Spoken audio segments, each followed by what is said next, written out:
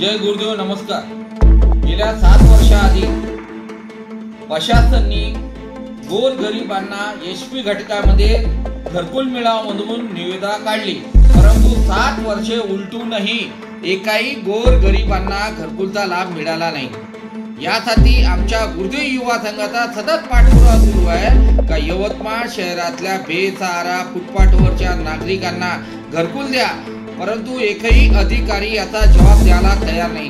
नेमका एवढा मोठा निधी येऊनही घरकुल का नाही मिळाले गरिबांना?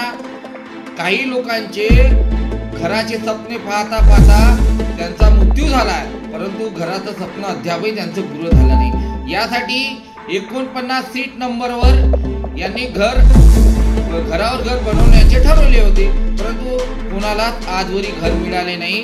त्यामुळे प्रशासन हे घर झोपीत आहे। यांच्या गरीबाच्या याच्याशी काहीच लेनदेन नाही।